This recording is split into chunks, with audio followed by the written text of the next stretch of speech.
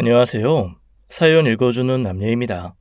오늘도 와주셔서 감사드리며 오늘의 여성 사연자분 사연은 제가 소개해드리도록 하겠습니다. 많은 청취 부탁드리며 오늘의 사연 시작하겠습니다. 결혼식 준비가 힘들다고 선배 언니들에게 이야기를 들었기에 저도 마음의 준비를 단단히 하고 결혼 준비를 했습니다. 연애할 때도 대부분 저에게 맞춰주었던 남편은 결혼 준비도 다 제가 하고 싶은 대로 잘 따라주었죠. 남들처럼 신경전을 벌일 만한 갈등이 별로 없었어요. 오빠, 내 친구 소영이 있잖아. 소영이가 나한테 얼마나 겁을 줬는지 알아? 식장에서부터 꽃, 심지어 음식까지도 결정할 때마다 둘이 싸웠다고 하면서 말이야. 남자가 쪼잔하게 뭐 그런 것까지 하나하나 신경 쓰고 여자 심기를 건드려. 어련히 우리 은희가 알아서 골랐겠어? 나는 은희가 좋으면 만사 오케이. 남편은 처음 만날 때부터 시원시원하고 호탕했어요. 저에게 남편을 소개해준 사람은 직장 동료였어요. 남편은 먼저 결혼한 동료 남편의 선배였어요. 우리 남편이 그러는데 세상 남자답고 그런 호인이 없대. 남자들 사이에서도 인기가 많나 봐. 아유, 막 마초맨 같은 사람 아니야? 아재 개그 같은 거 시전하면 어떡해? 우리 남편이 은희 네 성격을 아는데 그런 아저씨 같은 남자를 소개하겠니? 걱정 반 기대 반으로 소개팅 자리에 나갔어요. 그런데 동료의 말대로 외모도 성격도 모두 시원시원했어요. 꼬인 데가 없더라고요. 그렇게 저보다 2살 많은 남편과 1년 연애 끝에 결혼을 하게 되었죠. 청첩장까지 다 돌리고 웨딩 촬영은 물론 예식장이며 신혼여행까지 모두 준비가 완료되었고 한 달 후에 결혼식만 올리면 되는 상황이었어요. 신혼집 계약금을 치르기로 한 날 사건이 벌어졌어요. 아이, 은희야, 큰일 났다. 계약금이 없어졌어. 그게 무슨 말이야? 지난주까지만 해도 있던 돈이 왜? 있었는데 없다. 광수 말만 믿고 일주일 안에 무조건 오른다고 해서 주식에 넣었는데 사람 좋은 호인이 한순간에 호구로 변하더군요. 뭐 누가 강요한 것도 아니니 탓할 수도 없었네요. 아무리 그래도 어떻게 결혼 자금을 몽땅 주식에 몰빵을 해? 미안하다, 은희야. 내가 정말 잘못했어. 그런데 100% 확신한 거라고 했거든. 내가 입이 10개라도 할 말이 없다. 그렇다고 결혼식을 취소할 수는 없었어요. 지금 생각하면 이때가 사실 기회였는데 말이죠. 결국 신혼생활은 시댁에서 시작할 수밖에 없었어요. 시집살이라니 정말 꿈에라도 단 한 번도 상상조차 해본 적이 없었죠. 이왕 이렇게 된 거 어쩌겠니? 1년만 들어와서 살아봐라. 1년 뒤에 예금 만기가 끝나니까 그때 우리가 조그만 전셋집이라도 마련해주마. 이 정도면 뭐 너희들도 그 기간 동안 돈도 모으고 괜찮지 않니? 엄마가 이렇게 아들을 살려주시네. 고등학교를 졸업하고 대학을 들어가자마자 독립을 한 제가 새삼스럽게 30이 넘어서 시댁 식구들과 한 집에서 생활한다는 것이 엄두가 나지 않았지만 선택의 여지가 없었어요. 남편 또한 결혼하기 전까지 자취를 했다가 다시 본가로 들어가는 상황이었죠. 저랑 똑같이 20살이 되자마자 독립을 해서 살아왔던 사람이죠. 그런데 이게 최선일까? 우리 그냥 월세에서라도 우리끼리 작게 시작하면 어때? 좋은 게 좋은 거라고 생각해. 엄마가 분가 자금도 도와주신다고 하고 우리야 식비며 기타 등등 전략도 하고 좋잖아. 좋은 게 오빠한테만 좋은 거 아니야? 나는 결혼하기 전에도 친정에 가도 밤 되면 내 집으로 돌아오고 싶은 사람인데 암튼 오빠가 무조건 내 편 들어주고 많이 도와줘야 돼. 그래, 그럼. 말하면 입만 아프지. 나는 무조건 우리 은희 편이지. 저는 내심 걱정 반 두려움 반의 마음으로 시댁살이를 시작했습니다. 시아버님은 은퇴 후에 소소한 취미를 즐기시며 밖에서 모임을 자주 가지는 분이셨어요. 대부분의 우리 아버지처럼 집안일에는 크게 관여를 하지 않으시는 타입이셨죠. 문제는 시어머님과 손이 신우였습니다. 시어머님은 사람들의 시선이나 평판이 중요한 분이셨어요. 그래서 겉으로는 엄청 나이스한 분처럼 행동하셨죠. 저도 처음에는 깜빡 속아 넘어갈 정도로 말이에요. 남편은 연애할 때는 집안 이야기를 거의 하지 않았어요. 하지 않은 게 아니라 부모님이든 누나든 매형이든 별로 관심이 없었던 사람이었죠. 사실 남편감으로 불효자도 문제이긴 하지만 효자보다는 무덤덤한 가족 관계가 편하다는 이야기를 주변에서 많이 하더라고요. 그래도 범석 씨가 지극한 효자 타입은 아니잖아. 그냥 퇴근하고 둘이서 밖에서 저녁도 먹고 예전처럼 연애하듯이 지내. 그래도 될까? 뭐 아직은 신혼이니까 괜찮겠지? 하지만 남편은 결혼을 하고 나니 그동안 죽어있던 효자 감수성이 살아났는지 갑자기 가족 타령을 하기 시작했어요. 저녁은 집에 가서 가족이랑 함께 먹어야지. 그래도 며느리가 새로 집에 들어왔는데 우리끼리 먹고 들어가면 부모님이 섭섭해 하시지 않을까? 그래, 알았어. 그럼 장이라도 같이 봐서 들어갈까? 당신이 먼저 퇴근해서 엄마랑 같이 장 보는 게 좋을 것 같아. 엄마가 엄청 좋아할 것 같은데 원래 엄마들 로망이 있잖아. 며느리 손잡고 마트 가는 거.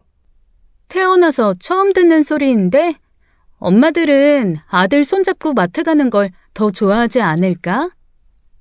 하지만 새로 가족이 된다는 게 서로에게 익숙해지는 시간이 필요한 만큼 저도 노력을 해보자 했지요. 남편 말대로 시어머니가 좋아하시긴 하더라고요. 문제는 판이 커진다는 게 함정이었어요. 이왕 저녁 준비하는 김에 수진애도 불러서 같이 먹자. 수지가 퇴근해서 애 챙기면서 저녁 준비하려면 얼마나 힘들겠니? 시누이 내가 바로 엎드리면 코가 닿을 거리에 살고 있었거든요. 이렇게 주말이 아닌 평일 저녁에도 모든 가족이 모이게 되는 날이 많아지더군요. 저녁 식사가 끝나고 각자 집으로 돌아가면 좋겠지만 과일이나 먹자고 하는 시간이 맥주가 한두 잔 오가게 되면서 나만 모르는 그들만의 추억 공감 시간이 돌아오는 겁니다. 물론 이것도 처음 한두 번은 재미있었죠. 아무래도 남편의 어린 시절 이야기가 나오니 저도 궁금하더라고요. 그런데 듣기 좋은 소리도 한두 번이죠. 매번 가족들이 모여서 그들만의 옛날 이야기를 시작하면 너무 피곤이 몰려옵니다. 저는 오로지 시매부가 도착하기만을 기다리는 거죠. 원호는 잠들었나요? 내일 출근해야 하는 사람들 많은데 이제 그만 자리 정리하시죠. 그렇게 한바탕 시누이네가 떠나고 나면 저는 뒷정리까지 하고 나서야 방으로 들어올 수 있었어요. 오빠, 원래 이렇게 가족들이랑 화기애애한 사람이었어? 연애할 때는 집안 식구들 이야기 거의 하지도 않았잖아. 나도 나이가 들어서 그런가? 그냥 아버지도 엄마도 늙어가시는 게 눈에 보이니까 마음이 짠해지네. 그동안 내가 너무 떨어져서 살아서 그런가 봐. 안 볼 땐 몰랐는데 가까이서 보니까 이제부터라도 잘해야겠다는 생각이 들어. 그래? 오빠나 나나 성인이 되자마자 독립해서 살았으니 그럴 수 있지. 은희야, 결국 남는 건 가족이잖아. 우리 부모님한테 잘하자. 우리 엄마 그동안 고생 많이 하셨다. 엄마가 그동안 얼마나 적적하셨을지 그 생각하면 마음이 너무 죄송스러워. 나는 우리 은희가 우리 엄마랑 쇼핑도 가고 노래방도 가고 그랬으면 좋겠어. 원래 엄마들은 자식들이랑 그런 거 할 때가 제일 행복하시대. 그런데 오빠, 그렇게 엄마가 불쌍하고 마음이 아파? 엄마를 행복하게 해드리고 싶어? 말해서 뭐해. 나도 이제야 철이 드나 봐. 그래서 남자는 결혼을 해야 한다고 하나 봐. 그럼 오빠가 직접 바로 내일부터라도 하면 되지. 그거 어렵지 않은 일이야. 오빠가 어머님 손잡고 쇼핑도 가고 노래방도 가면 되는 거야. 나는 좀 어색해서. 나는 이제 며느리 된 지 얼마나 됐다고. 어색하면 내가 더 어색하지. 안 그래? 에이, 어색하니까 더 친해지려면 그래야 한다는 거지. 오빠가 효자 돼가는 건 너무 좋은데 말이야. 그러면 우리 부모님은? 나도 우리 아빠 엄마 늙어가시는 거 너무 마음 아프고 짠해. 그런데 나도 살가운 딸이 아니라서 전화도 자주 못하고 있거든. 그러니까 오빠가 우리 부모님한테 안부 전화도 자주 드리고 그래줘라. 응? 아이, 그래. 장인 장모님도 챙기긴 해야지. 그래도 매일 얼굴 마주치는 분들은 우리 부모님이니까 우리가 좀 더 잘하자는 의미야. 원래 요즘엔 셀프 효도가 유행인 거 몰라? 에이, 야박하게 그게 무슨 소리야. 우리는 다 가족인데, 그리고 우리가 부모님 집에 얹혀 살고 있는 거잖아. 그러니까 우리가 좀 더 잘하자, 응? 그래 오빠, 우리라고. 나 혼자가 아니라 오빠랑 나 둘이 모두 우리가 다 잘해야 한다고. 이렇게 주어 서술어 목적어로 자세하게 얘기했는데도 얼렁뚱땅 얼버무리고는 결론은 시댁의 잘하자로 끝나네요. 그 이후에도 남편이 제 친정에 안부 전화를 거는 일은 없었어요.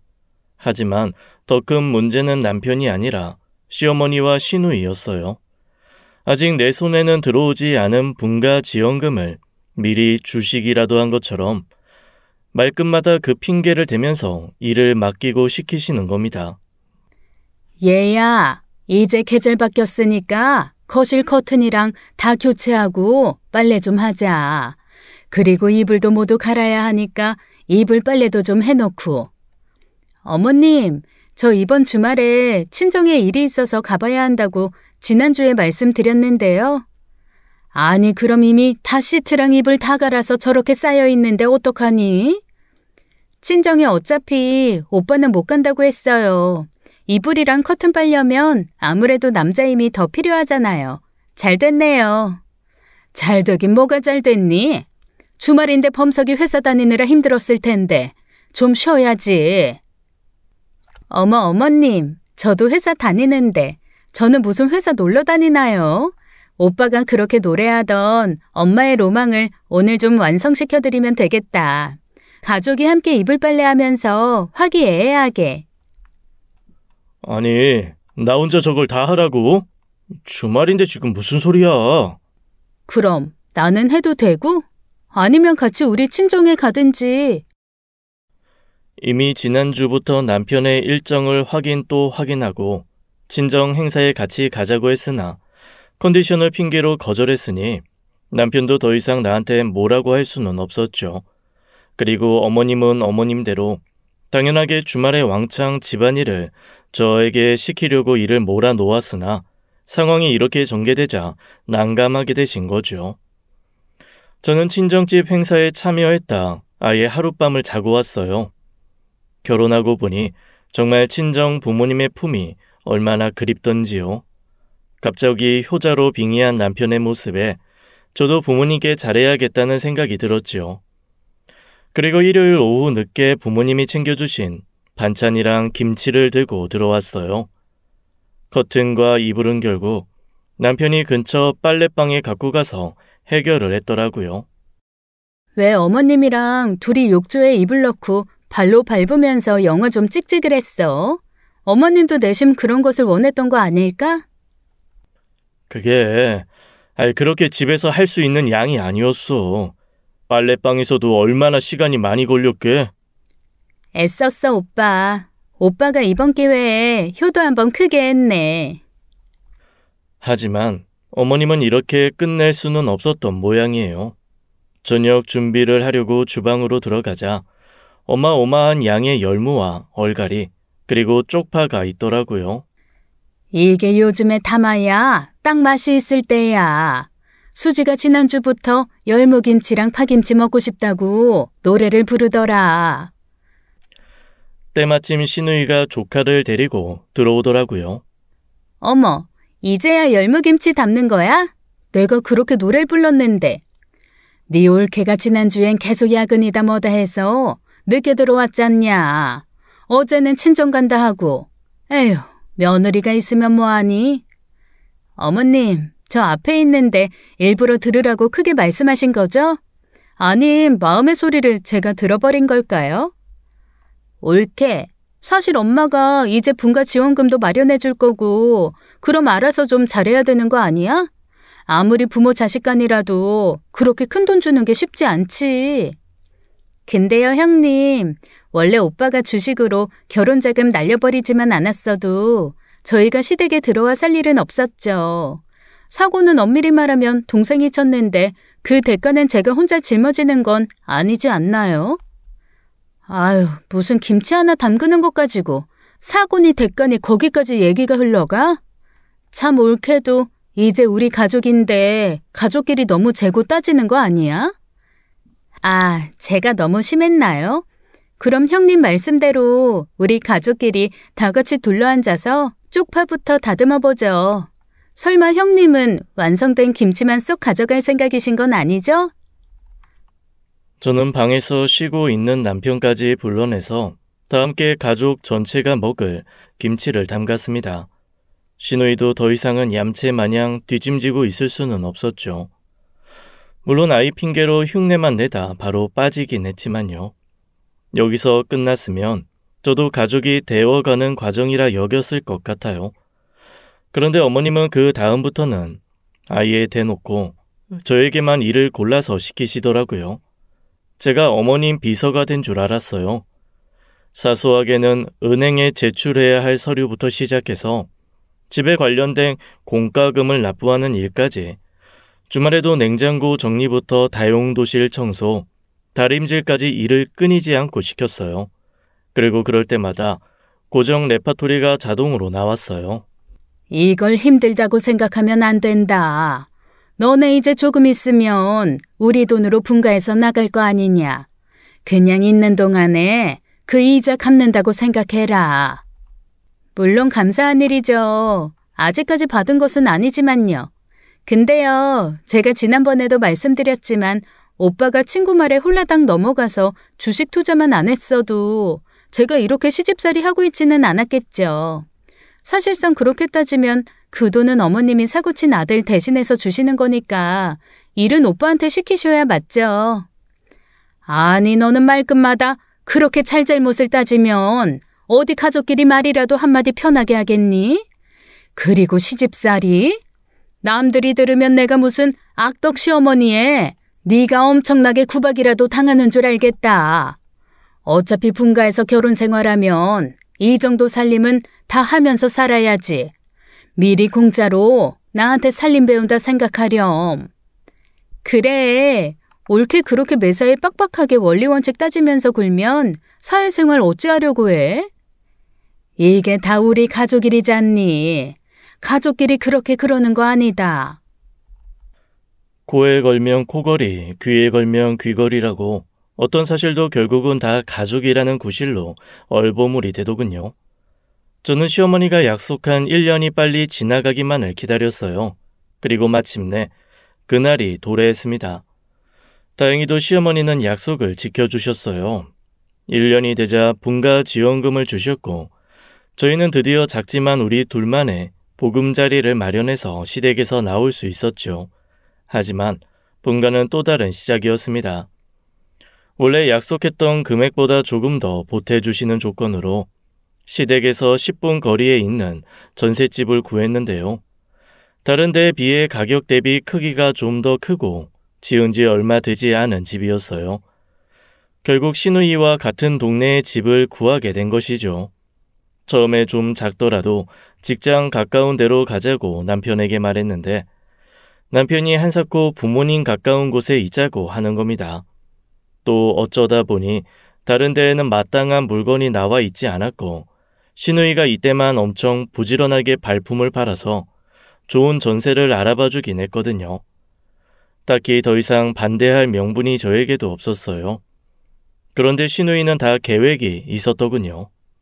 며느라가 퇴근했니? 내가 친구들하고 모임이 있어서 지금 맥주 한 잔 마시고 있는데 내가 며느리 자랑 좀 했더니 다들 보고 싶다고 난리다. 네가 와서 인사도 하고 집까지 좀 데려다주면 좋겠는데. 이미 남편과 퇴근을 해서 함께 저녁을 먹고 쉬고 있었던 참이었죠. 여보, 어머님이 술 한잔 하시고 데리러 오라고 하시는데? 그래, 나한테도 문자 보내셨어. 이참에 친구들한테 며느리 자랑 좀 확실하게 하고 싶으신 게지. 같이 살다가 분가해서 당신이 보고 싶은가 보다. 멀지도 않은데 다녀와. 오히려 남편은 너무 당연한 듯이 얘기를 하는 거예요. 에이, 나 혼자 가기는 좀 그렇지. 가야 하는 거면 같이 가자.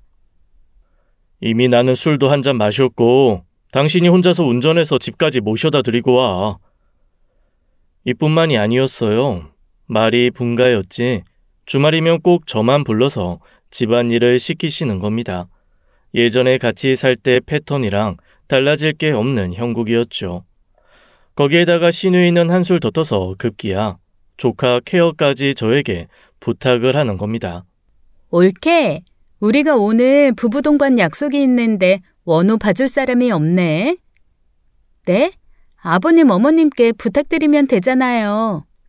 아니, 친정보다 올케네가 더 가깝잖아. 친정엔 차 운전해야 하는데 올케네는 걸어서 5분이잖아. 그리고 더 중요한 건 우리 원호가 숙모랑 노는 게 더 재밌다고 숙모네 집에 가겠다고 고집을 여간 부려야지. 차마 아이를 가운데 두고 실랑이를 벌일 수는 없어서 일단 조카를 데리고 와서 저녁을 먹이고 같이 놀아주었죠. 아이가 무슨 죄가 있겠어요. 그리고 아이는 예쁘잖아요. 밤 10시가 넘어서야 시누이네가 오더군요. 이미 아이는 목욕까지 해서 재운 상태였죠. 형님, 제가 베이비시터는 아니잖아요. 저도 내일 출근해야 하는 사람이고 이렇게 미리 사전에 예고도 없이 아이부터 맡기시면 저도 너무 곤란해요. 다음부터는 오빠한테 부탁하세요. 원호가 삼촌도 엄청 좋아하는 거 아시죠? 참, 내에 한번 봐준 거 치고 너무 유세가 심한 거 아니야? 가까이 사는 가족끼리 서로 도와주고 그런 거지. 그래. 가족이 가까이 살아서 좋은 게 이런 거지. 네네. 저희도 아이 낳으면 형님에게 이런저런 일들 부탁 좀 드릴게요. 저희는 가족이니까요. 에이, 우리 아이는 또 우리가 또 알아서 키워야지. 그렇게 일일이 하나 주면 하나 받겠다고 그러면 가족끼리 마음 상한다고. 때리는 시어머니보다 말리는 시누이가 더 밉다는 말이 있던데 이건 얄미운 시누이보다 시누이 편드는 남편이 더 가당치도 않다라는 말이 맞겠네요. 그리고 평일에는 퇴근 시간만 되면 시도 때도 없이 시어머니가 호출을 하셨어요. 얘야, 퇴근하는 길에 마트에 들려서 양파랑 감자랑 무 좀 사와라. 내가 이제 나이가 들었는지 무서워서 들고 올 수가 없다. 어머님, 그걸 왜 들고 오세요? 배달시키시면 되죠. 배달이 언제 도착할지 모르지 않니? 그리고 직접 눈으로 확인하고 사면 좋잖아. 그럼 어머님이 직접 가셔서 구입하시고 배달 요청하세요. 아니, 겸사겸사 얼굴도 좀 보고 하자는 건데 뭐가 이렇게 어렵니? 마트 배달부터 세탁물 수거, 온갖 일용 잡화까지 제가 무슨 택배사 직원이라도 된 줄 알았다니까요. 저도 퇴근 후에는 제 시간이 필요한데 말이죠. 오빠, 아니 여보, 어머님 너무하시는 거 아니야? 내가 무슨 어머님 비서도 아니고 하나부터 10까지 다 날 통해서 물건이면 물건, 세금 납부해서 자동차 세차까지 다 나한테 일을 시키시잖아. 너무한 거 아니야? 오빠가 중간에서 어머님한테 말을 좀 해줘. 아이, 엄마가 당신 얼굴 한 번이라도 더 보고 싶으니까 그런 거잖아. 그냥 엄마가 좀 부탁하면 못 이기는 척 들어드리면 어디가 덧나? 그게 자식 키워 결혼시켜서 누리는 행복이지. 그게 가족인 거야. 당신이 좀 이해를 해. 여보, 당신 무슨 효자 귀신이라도 씌웠어? 말끝마다 가족 타령에 효도 타령 아주 귀에 딱지가 않겠어. 효도도 가족도 다 좋은데 나만 가족이야? 당신은? 당신은 뭐라는데? 이게 화낼 일이야? 부모 형제한테 잘하고 사이좋게 지내자는 게 뭐가 나빠? 그런데 갑자기 친정 엄마에게 전화가 왔어요. 은희야, 큰일 났다. 아빠가 지금 경찰서에 있다고 연락이 왔어. 뭐라고? 아빠가 왜? 이 시간에? 가게에서 술을 마시다가 옆 테이블에 있던 사람이랑 시비가 붙었나 봐. 네가 장서방이랑 같이 올 수 있겠니? 당연히 가야지. 우리가 가는 길에 엄마 모시고 같이 갈게. 남편은 운전을 하면서도 궁시렁댔어요. 장인어른은 그 나이에 무슨 술을 드시고 시비에 휘말리셔. 나 내일 아침 일찍 회의 잡혀서 새벽에 나가야 하는데. 지금 그런 말할 타이밍 아닌 거 알지? 아빠가 다치셨는지 어떤지 아직 정확한 상황을 알지도 못하는데 내일 아침 출근 얘기부터 꺼내는 건 아니지. 아니, 그냥 말이 그렇다는 거지. 사람 참 예민하게 반응하네. 경찰서에 도착해서 상황 설명을 들어보니 옆자리 손님과 약간의 주먹 다짐이 있었는데 그 사람이 폭행으로 고소를 한다고 난리를 치고 있더라고요. 당신 사람 잘못 건드렸어. 내가 누군지 알아? 내 친구들 다 변호사야. 이거 소송 걸면 내가 100% 이기는 싸움이야. 니들까지 오게 해서 미안하구나. 그런데 나 정말 억울하다. 나는 혼자서 술국에 소주 한 병 마시고 있었는데 저 인간이 먼저 시비를 걸어서 이 사단이 난 거야. 지금이라도 내 앞에 무릎 꿇고 사과하면 내가 고소는 취하해 준다니까. 지금 사과를 받아야 하는 사람이 누군데?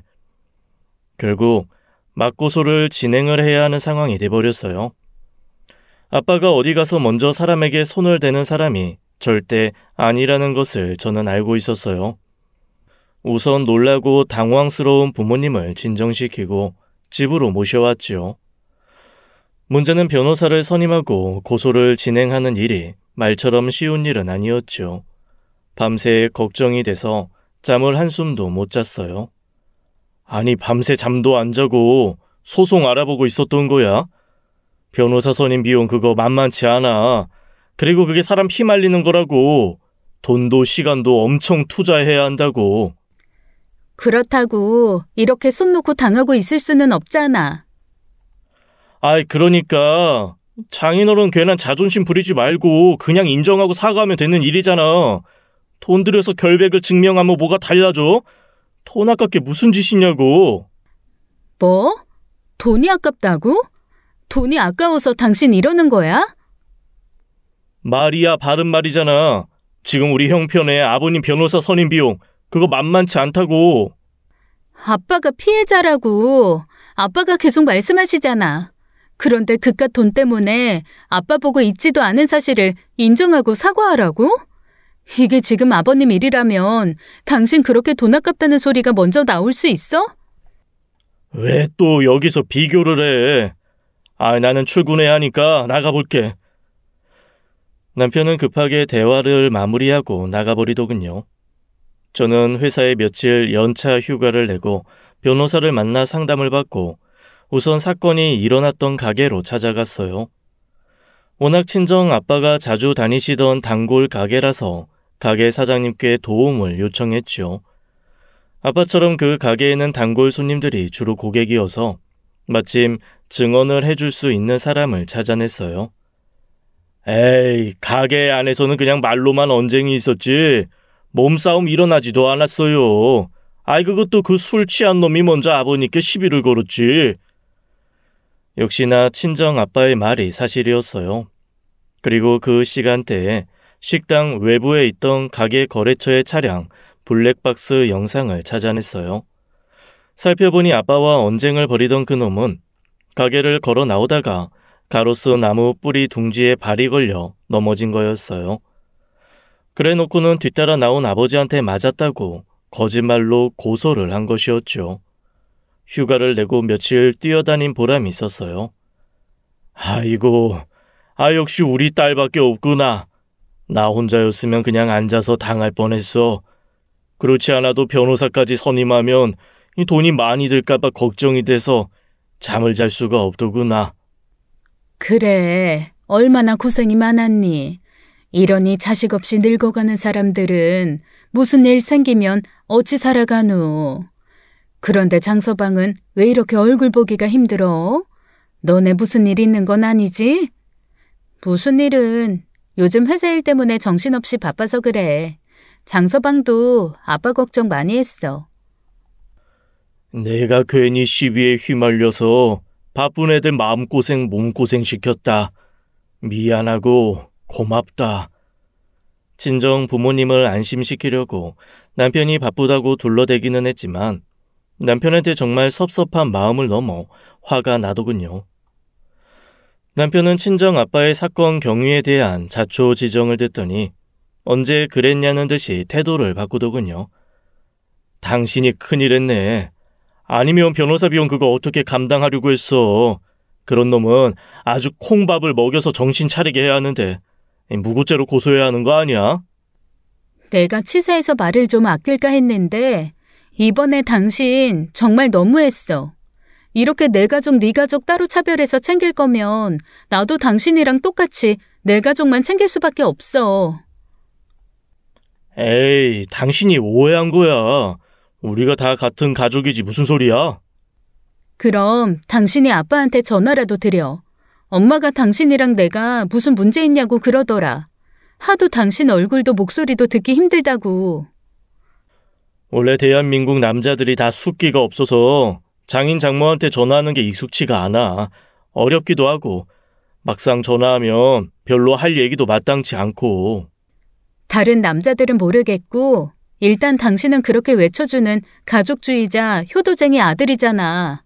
그럼 이런 상황에서 전화라도 드리는 게 최소한 인간의 도리라는 거 몰라? 아이, 또 비장하게 나오신다. 알았어. 지금 말고 나중에 전화 드릴게. 물론 그 나중은 없었죠. 미루고 미루다가 슬그머니 사라지는 헛된 말뿐인 거죠. 저는 친정아빠 일로 너무 신경을 많이 써서 주말에는 좀 집에서 쉬고 싶었는데 시어머니가 기니 할 얘기가 있다고 둘이 꼭 같이 오라고 연락이 왔어요. 오빠, 나 정말 너무 피곤하다. 이번 주말은 집에서 혼자서 좀 쉴게. 오빠 혼자 가서 이야기 듣고 와서 전해줘. 어차피 우리 저녁도 먹어야 하니까 가서 함께 편하게 해결하면 좋잖아. 엄마가 굳이 같이 오라는데 병원에 입원한 것도 아닌데 뭐라고 둘러대. 편하게 한 끼? 편하게는 오빠한테만 해당되는 거잖아. 아니 며느리는 어디 다쳐서 병원에 입원해야만 면죄부가 주어지는 거야? 난 이번 주말에는 죽었다 깨나도 내 집에서 쉬어야겠어. 오빠가 알아서 해. 저는 이번에는 절대 물러나지 않을 기세로 안방에 들어가서 이불을 뒤집어 쓰고 누워버렸죠. 제가 이렇게 나오니 남편도 저를 업어서 데리고 갈 수는 없었어요. 하지만 남편이 떠난 지 얼마 안 돼서 득달같이 시어머니한테 전화가 왔죠. 아니 너는 아파서 몸져 누운 것도 아닌데 무슨 지방에서 올라오는 것도 아니고 엎드리면 코 닿을 때 있으면서 코빼기도 안 보이니? 어머니, 저 그동안 분가에서도 거의 빼놓지 않고 주말마다 어머님 비서 노릇하려고 달려갔어요. 오빠한테 얘기 못 들으셨어요? 제가 친정아빠 일로 이번 주에 너무 신경을 많이 써서 좀 쉬어야겠다고요. 너는 같은 말도 참 야박하게 한다. 남들이 들으면 진짜로 네가 비서처럼 우리 집안일 다 봐주는 줄 알겠다. 뭐 범석이한테도 이야기했다만 다음 달이 내 칠순인 거는 알고 있지? 친구들이 그러는데 유럽 크루즈 여행이 그렇게 좋단다. 칠순 선물로 그 정도는 내가 너희들한테 요구해도 되겠지? 저는 기가 차서 말이 안 나왔어요. 요즘엔 환갑도 당연하고 칠순도 적당히 가족끼리 밥만 먹는 분위기인데 몇천만 원짜리 크루즈 여행이라니, 그것도 이렇게 당당하게 요구하시는 시어머니라니, 아무리 효자쟁이 아들이라도 이것은 적당히 거절을 하고 왔겠지 싶었어요. 아까 어머님이 전화하셨어. 그리고는 칠순 선물로 유럽 크루즈 여행 부부 동반해달라고 하시던데? 어머님이 지금 우리 재정 상황을 어떻게 생각하시는 거야? 뭔가 단단히 오해하고 계시는 거 아니야? 오빠, 당연히 거절하고 왔지? 엄마가 칠순을 얼마나 기다렸는데 그걸 어떻게 거절해? 당연히 이 아들이 해드린다고 했지. 엄마 친구들이 많이 다녀오셨나 봐. 엄청 부러워하시더라고. 오빠, 우리 지금 분가에서 그나마 저축하던 것도 반으로 줄었어. 아니, 지금까지 모아놓은 돈도 별로 없는 거 몰라? 도대체 무슨 돈으로 크루즈 여행을 보내드린다는 거야? 대출 받으면 되지. 회사에서 가능할 것 같은데? 대출? 지금 우리 상황에서 저축을 해도 모자를 파네. 대출을 해서 여행을 보내드린다고? 우리 아빠 변호사 비용은 그렇게 아까워서 죄를 인정하시라 어쩌라 말도 안 되는 소리 하던 사람이 자기 부모한테는 몇 천만 원이 아깝지가 않아? 이게 말이야 막걸리야? 대출? 그래, 그 대출 받아서 반반 갈라서 어머님 반, 우리 엄마 반 이렇게 해서 여행 보내드리자. 그럴 거 아니면 아예 없던 일로 다시 말씀드려. 저는 정말 화가 머리끝까지 나서 그야말로 미친년처럼 결혼 이후 처음으로 길길이 날뛰었습니다. 지난번 아빠 사건 때문에 섭섭했던 일까지 다 쏟아부어서 화를 냈죠. 남편은 제 기세가 하도 강하니까 주춤하더라고요. 그래도 칠순 기념이니까 당신이 좀만 이해를 해주라. 그럼 여행은 일본 여행 정도로 내가 엄마를 설득해볼게. 일본 여행은 공짜로 가?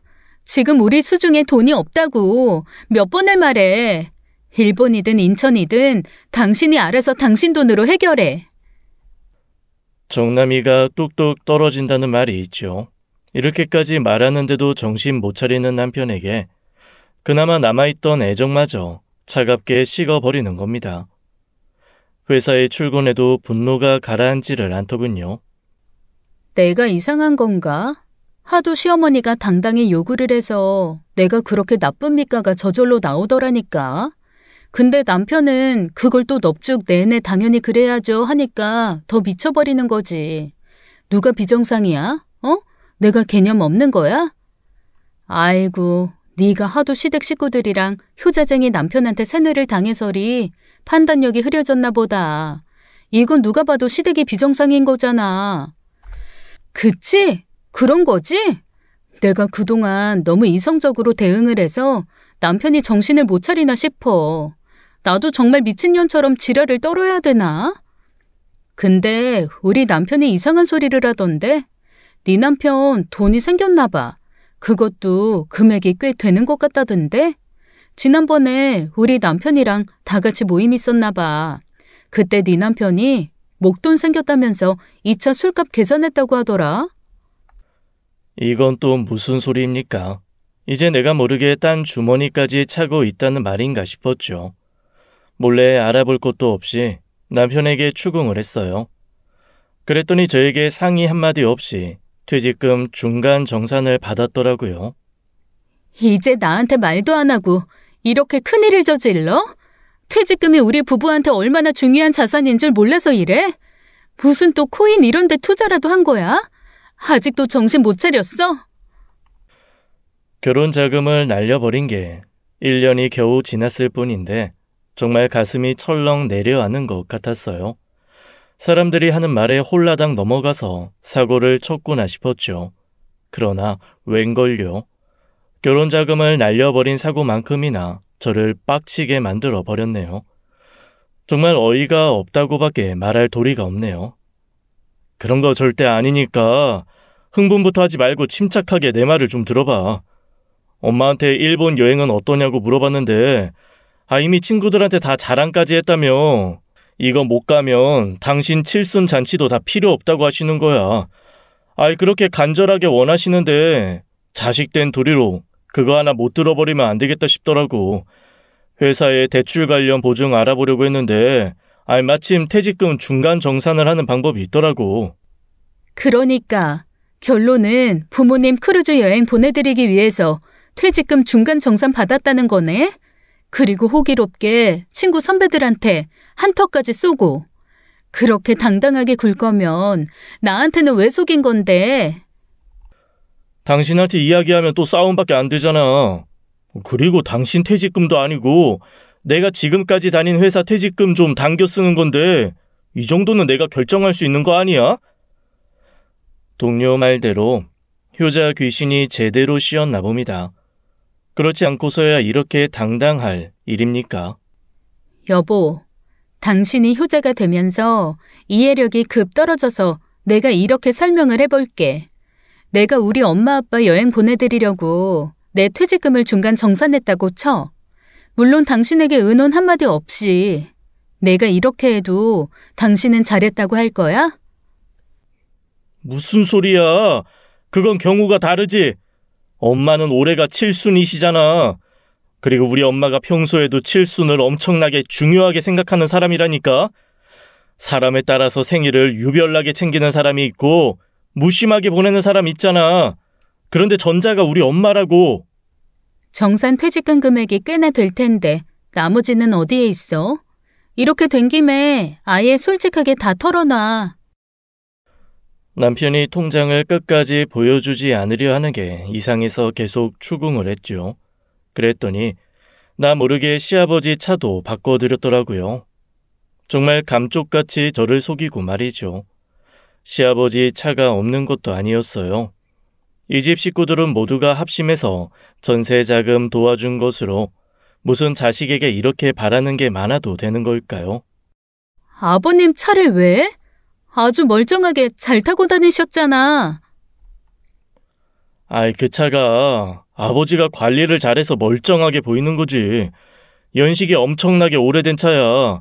그리고 친구들은 다 좋은 차 타고 다니는데 아버님만 10년도 더 된 차를 모는 게 조금 그러셨나 봐.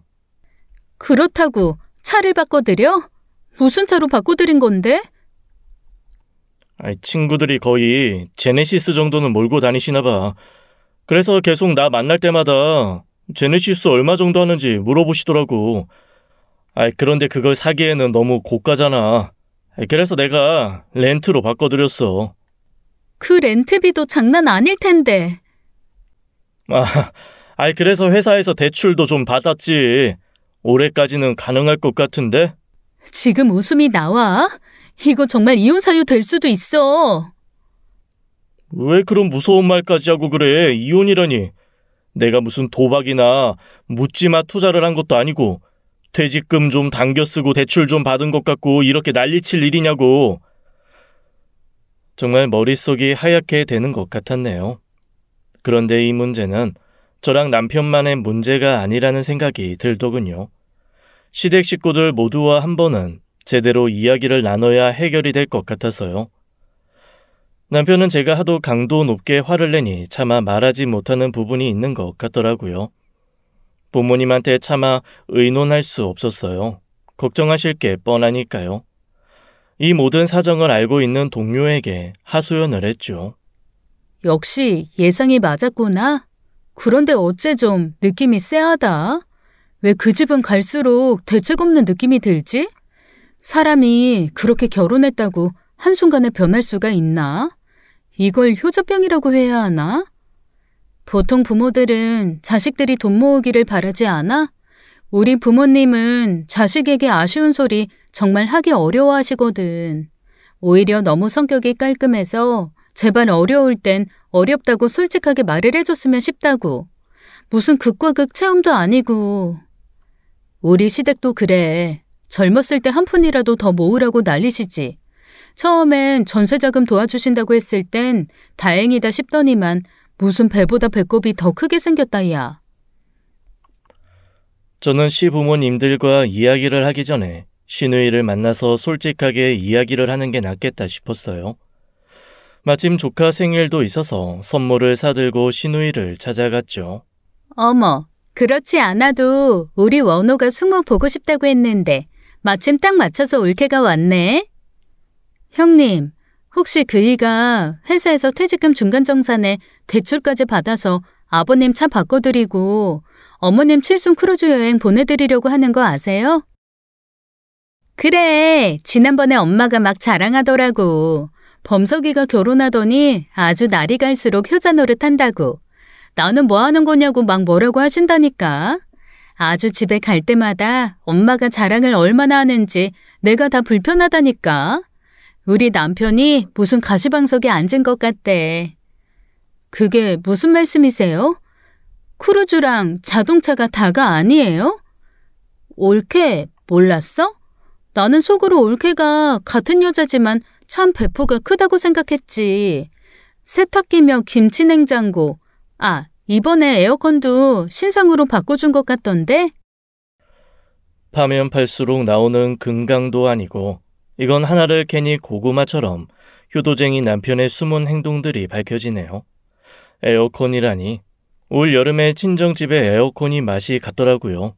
사용한 지 10년도 넘었으니 그럴만도 했죠. 그런데 에어컨 가격을 알아보니 한두 푼이 아니었어요.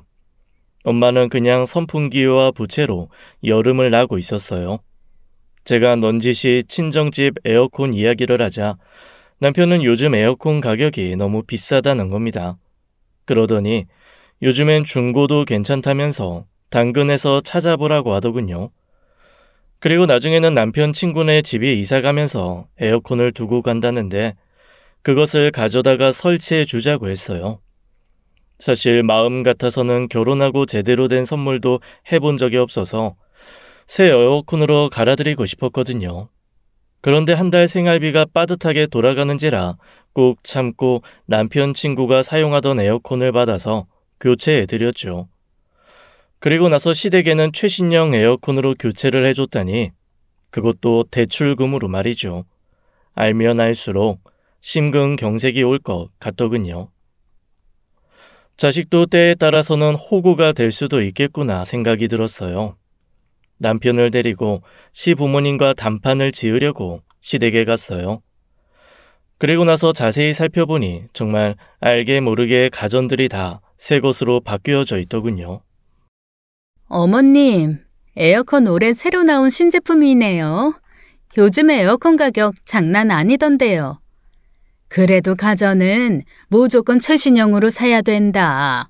괜히 몇 푼 아끼려다가 해진한 거 사면 안 좋아. 그게 다 창고에서 묵히다가 싸게 세일가로 나오는 거라니까. 이번에도 범석이가 완전 최신형으로 바꿔줘서 얼마나 좋은지 모르겠다. 예전에 쓰던 것도 나름 작동은 잘 됐는데. 그거요? 작동은 멀쩡히 잘 돼서 장모님 댁에 설치해드렸죠. 순간 저는 제가 잘못 들었나 싶었어요. 그러니까 친구네 쓰던 에어컨이 아니라 시댁에 있던 에어컨을 우리 부모님한테 설치해 준 거였어요. 남편이 아차차 싶던지 시어머니에게 눈치를 주더군요. 그래, 아껴야 잘 살지. 멀쩡한 걸 버리는 것도 낭비다. 그게 연식은 좀 됐어도 바람 하나는 아주 시원하게 나왔어. 제가 오늘 참 여러 가지 새로운 사실을 알게 되네요. 근데 갈수록 충격적이라 이제 더 뭐가 나올지 겁이 나네요. 세아가, 너는 너무 예민해. 그렇게 서로 돕고 사는 거지 뭘 그러냐? 그럼 다음엔 저희 친정에 있는 작동되는 가전제품 어머님께 드리고 우리 부모님께는 새로 장만해 드려도 될까요? 또 얘가 이렇게 나를 세운다. 가족끼리 이런 문제로 왈가왈부하지 말자꾸나. 우리 오랜만에 만난 거 아니냐? 참, 칠순잔치 어디서 할지 애미랑 의논했니? 글쎄요. 엄마는 어디서 하고 싶은데요? 아무래도 호텔 뷔페 정도는 해야 되지 않겠니? 친구들 보기에도 그렇고. 친척들도 멀리서 올라오는데 허접한 데서 할 수는 없지 않니? 그럼요. 제가 알아볼게요. 일생에 한 번인데 엄마가 원하는 데서 해야죠. 당신은 아까부터 왜 이렇게 말이 없어? 저는 집으로 돌아올 때까지 단 한마디의 말도 하지 않았습니다. 이미 에어컨 이야기를 듣는 순간 이 사람들과 더 이상의 노력이나 설득이 의미가 없다고 판단을 했죠. 남편은 계속 제 눈치를 보더니 결국 돈 이야기를 꺼내더군요. 근데 이제 내가 대출도 더 이상 받을 수도 없는 상황인데 어쩌지? 엄마가 저렇게 호텔 뷔페를 원하시니 당신이 좀 도와주면 안 될까? 당신이 어머님께 알았다고 했으니 알아서 해야지. 남편은 화를 낼 줄 알았던 제가 극도로 차분해진 것을 보고 자기 멋대로 오해를 하더군요. 알아서 하라는 것을 오케이의 의미로 받아들인 모양입니다. 효자 귀신이 사람마저 점점 갈수록 사리 분별 못하는 바보로 만드나 봐요. 그래, 당신이 다 이해할 줄 알았어. 그럼 이왕하는 김에 5단 케이크도 준비하자. 케이크는 당신이 주문을 좀 해줘. 나는 당장 뷔페부터 알아보고 예약할게. 그리고 대망의 시어머니 칠순날이 밝았습니다. 어머님은 역시나 예상대로 뷔페비 따위는 안중에도 없이 먼 친인척부터 초등학교, 중학교, 고등학교 동창들, 그리고 동네 개모임, 찜질방 친목 모임까지 아는 사람은 죄다 초대를 했더군요. 어머나, 칠순잔치 한번 거하게 한다야. 아니 유럽 크루즈 여행도 간다며? 너무 무리하는 거 아니니? 아주 잘 키운 아들 한 명이 대단하다. 범석이가 이렇게 잘 나가는 녀석이었어. 그냥 중소기업에 다니는 줄만 알았더니 무슨 주식 투자로 돈 좀 벌었나 보네. 결혼식도 아닌데 이 고향에 버스까지 대절해서 칠순잔치에 와보긴 처음이다. 사람들의 칭찬이 계속되자 시어머니의 어깨가 한껏 올라갔지요. 그렇지 않아도 시부모님 모두 남들의 평판에 예민한 분들이셨으니 오늘의 잔치가 너무 만족스러운 표정이었어요. 여보, 5단 케이크 왜 이렇게 늦어?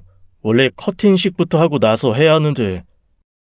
무슨 소리야. 케이크 커팅이 칠순잔치의 하이라이트인데. 조금만 기다려봐. 분위기 무르익을 때 되면 도착할 거야. 내가 아주 특별히 대형 5단 케이크 준비했거든. 그리고 곧이어 5단 케이크가 천천히 뷔페장 안으로 들어왔죠. 단번에 사람들의 시선을 사로잡을 만큼 화려했어요.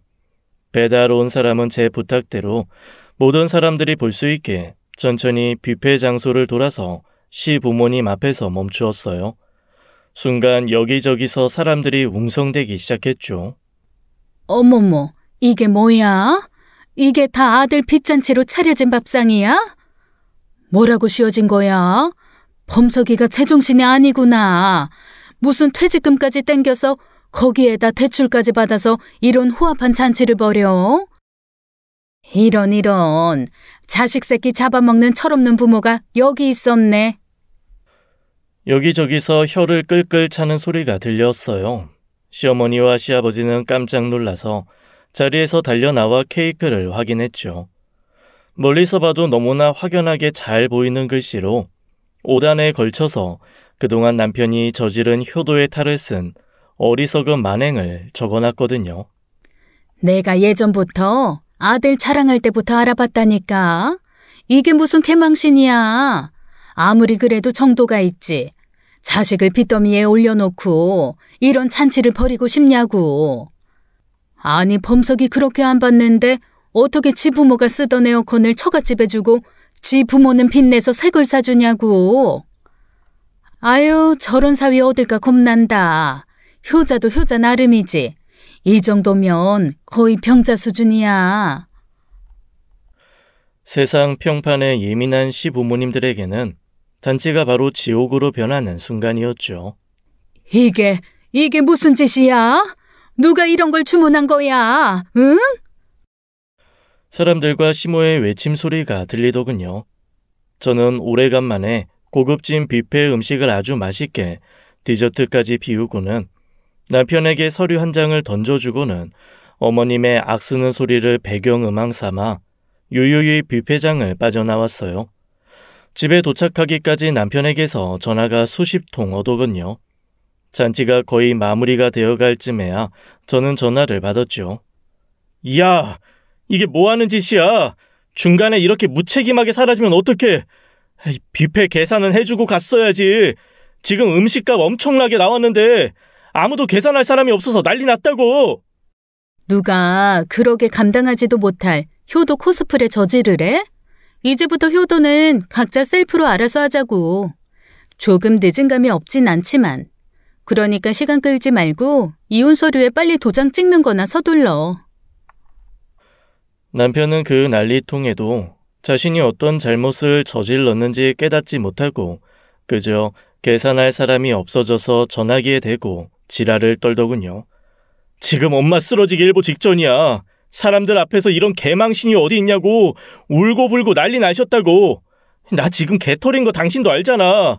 이 큰 금액을 내가 어떻게 해결을 하냐고. 당신만 믿고 계약한 거라고. 남편은 뒤늦게 후회의 깨달음이 찾아왔나 봐요. 며칠이 지난 후 친정에 있는 저에게 찾아와서 무릎을 꿇고 빌더라고요. 하지만 역시 제 예상을 벗어나지 않는 남자였어요. 그 난리를 쳤는데도 효자 귀신은 떠나지 않았나 봐요. 당신이 그렇게 원한다면 이혼은 해줄게. 부모님도 당신 얼굴 다시 보고 싶지 않으시대. 그런데 내가 돈이 없잖아. 위자료를 좀 깎아주면 안 될까?